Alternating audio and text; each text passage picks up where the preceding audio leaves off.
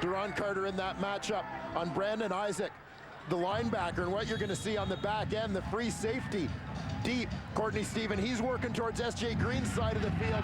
He's not in position to help on that one. A great throw from Troy Smith.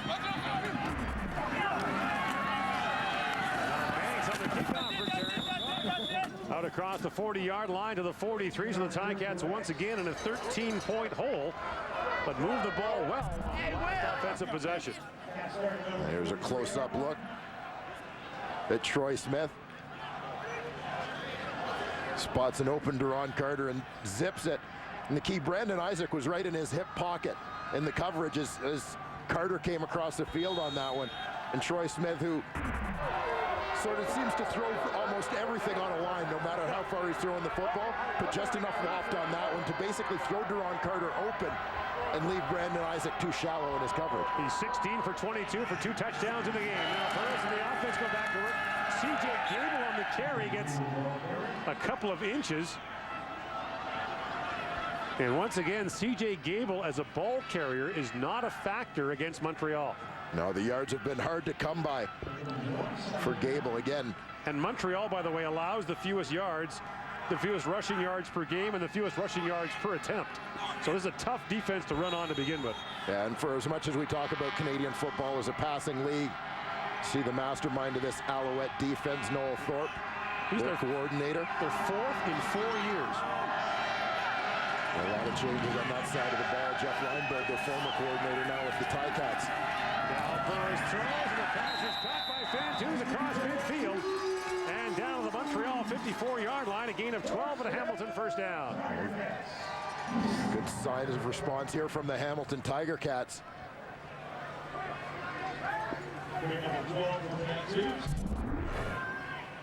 Randy Fantuz, he's going to use his waggle on this one. Lined up about 10 or 12 yards off. Get that running start. Push his man deep. And now Mazzoli back in on first down. Fake the end around one way, give him to Giguere the other.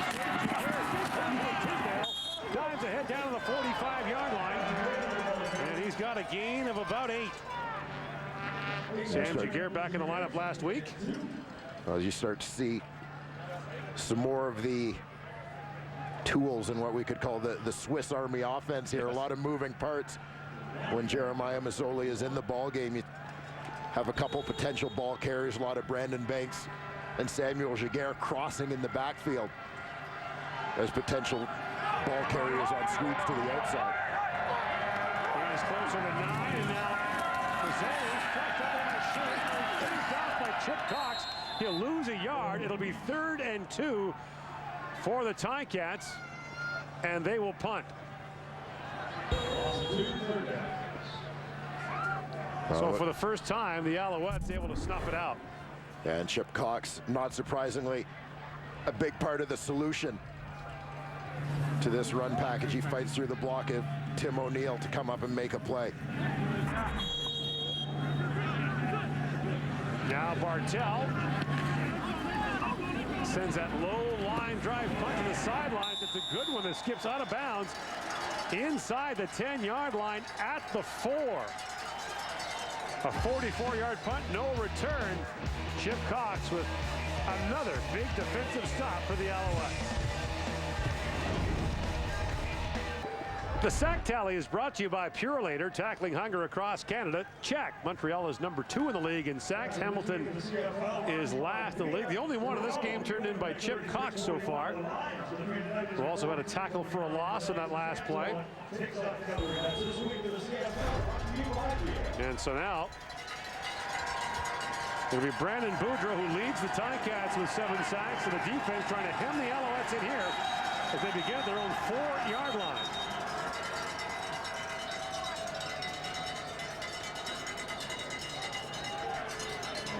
Now ready to go here with 3:11 to go in the 3rd quarter. In the touchdown Atlantic game in Moncton, we saw the Ticats erase a 3rd quarter deficit, outscore the Alouettes 15-3 in the 4th quarter and win the game.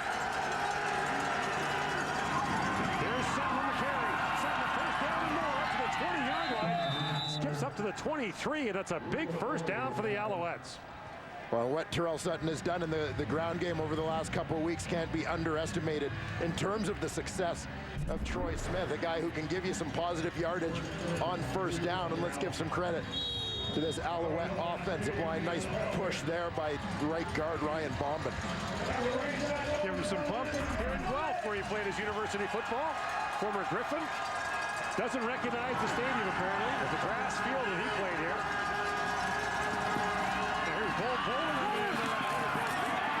And Manny Davis gets in his face early. Drops him back at the 21-yard line for a loss of 1. Well, that's strong secondary run support from Emmanuel Davis on the corner. Bo Bowling had the convoy out in front of him, including running back Sutton. Brings up 2nd and 11. And a big defensive play now for the Ticats, who are working with the wind here in the third quarter.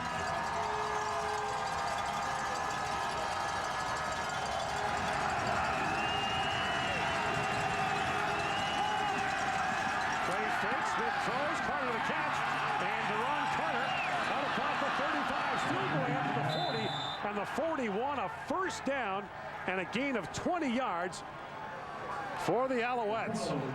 Well, a combination of good execution and great elusiveness from Deron Carter. The pressure's going to come on Troy Smith, but they know they've got that screen set up. Left tackle Josh Burke, the quick release to get out and be one of the lead blockers on that one. He just lets his guy go. Smith executes it perfectly, knowing he's got a man in his face, and gets rid of the ball in a hurry. And now Carter over 100 yards receiving in the game with a touchdown catch as well here in the second half. Last minute now, the third quarter. Here's Sutton again. And the first down carry finally wrestled down by Simone Lawrence as he's out to the 47-yard line. Pick up a 5 on the play.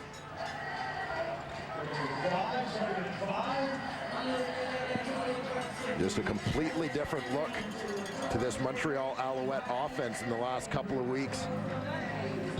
Took them long enough to get Troy Smith in the fold. Mentioned he was on the negotiation list since 2005. Jim Pop started talking to his agent last spring about him coming. He was looking at a job at his alma mater, Ohio State, but then the athletic director changed, situation changed, and Smith finally decided he wanted to come, had to get a passport, and the government was shut down for a bit. Now Smith followed the pass, cutting the line of scrimmage, and almost intercepted. And a penalty comes down. A flag rather comes down at the end of the play, right at the first down marker at the 52-yard line. Well, if this is pass interference, we'll see if the tip ball at the line of scrimmage affects the call.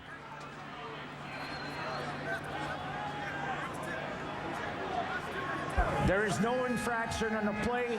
The ball was tipped. There's no infraction for pass interference since the ball was tipped. Third down. So the Alouettes stopped at their 47-yard line and we forced to punt. A double tight formation from the Alouettes. Appeared to be Hassan Hazimi who got a hand on the football. So Sean White will punt. And again, 2 returners back for the Ticats. It's Banks and Jones.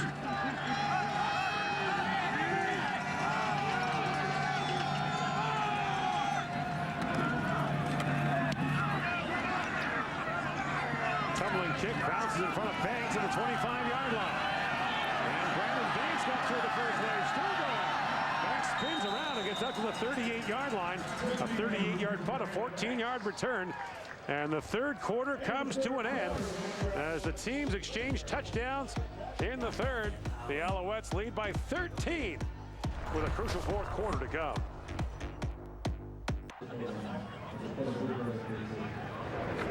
Back in Guelph after 3 quarters, here are the numbers, and the Ticats are improving somewhat, up to 211 yards now as Montreal has 369. 2 turnovers from the Ticat defense, both forced inside the Hamilton 20-yard line. And really the Hamilton defense has held the Alouettes at bay. Don't forget, one of the touchdowns scored by the Alouettes was a defensive score. So the defense of Hamilton has given the Ticats a chance to win here in the fourth quarter. Yeah, they really have. They came up with those big plays where they sort of stiffened with the Alouettes pressing.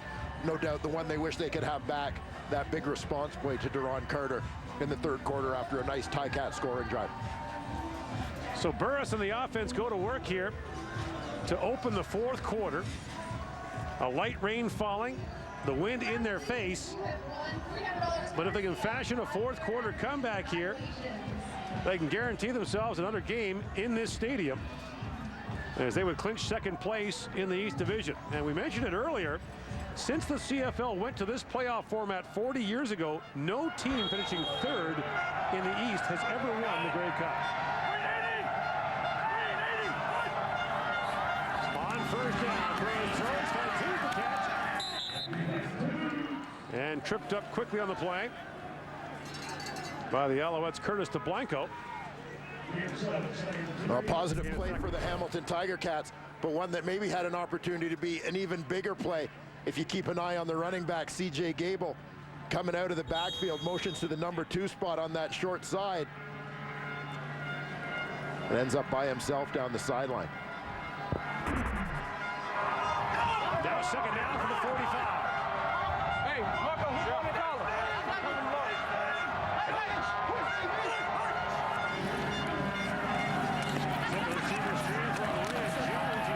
Right away by Billy Parker and stopped short of a Hamilton first down by almost 2 yards. Ken Austin's going to eyeball it himself. It'll be a yard and a bit. And he's got a decision to make here early in the fourth quarter. Well, we saw an aggressive decision by Austin in that third quarter. But not at the end of the first half, on actually a shorter distance. So situational, Mazzoli is looking to go in, and he will. No, check that. Lefevre goes in now. So there's no power on the scoreboard now. That's something of an issue. Our referee, Andre Prue, has to go over and check it out.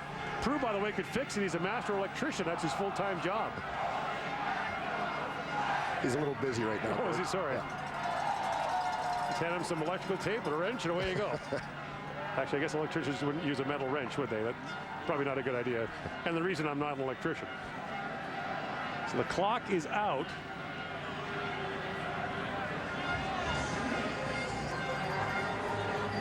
And this is something of an issue in the fourth quarter.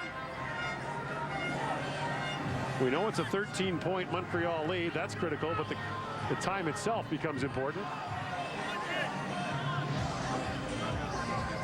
The Ticats are going to gamble on third, and we'll call it a yard and a third.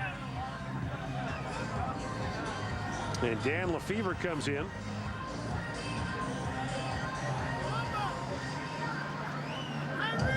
Yet another critical situation in this ball game for the Hamilton Tiger Cats, and you laid it out perfectly, Gordon, the first half, and that this is their last chance to maintain control of their destiny.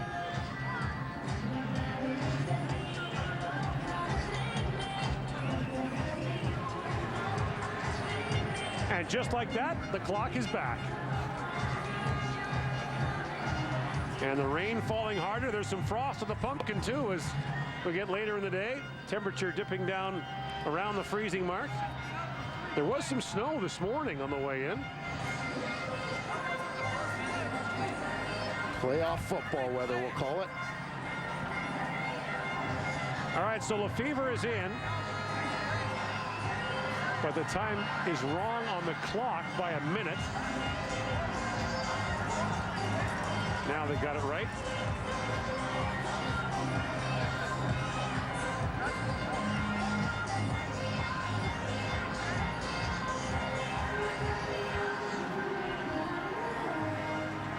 So the time's right, the clock's working, and away we go. And the Ticats have had lots of time to think about this third down gamble.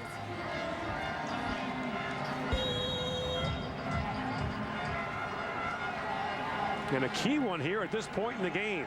On their own side of center here too, Gord.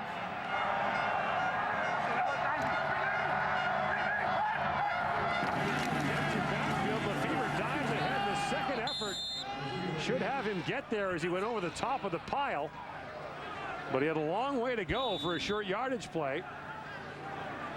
And they're going to spot the ball. Looks like at about the 48.5. Alan Michael Cash is down on the play for the Alouettes. This ball is not a great spot. They marked this at the 48. And I think they'll be short here if that's the spot. We're going to go into the sixth. Close it up.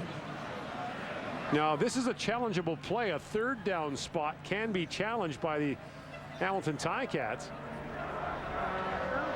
And they're short.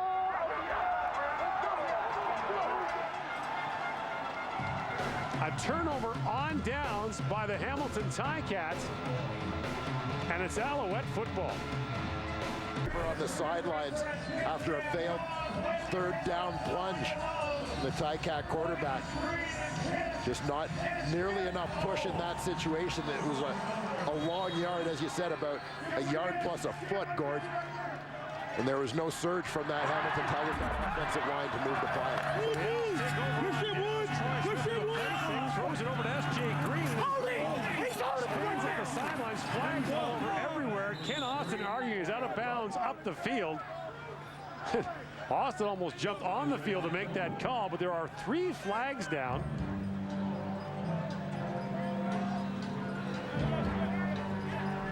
And the indications are this is going against Holding Montreal. Montreal number 1, 10-yard penalty, still first down. So 3 officials saw Arlon Bruce holding. And the play has moved back. Bruce ends up as a lead blocker for S.J. Green. You can see clearly on the back, tugging at the jersey of Rico Murray. Watch the right hand of Bruce on the left side of your screen. Now the Alouettes move to their side of midfield. It's 1st and 20 from their 52-yard line. Take the toss long, and the pass over the head of Bruce. As Brandon Boudreau helped us.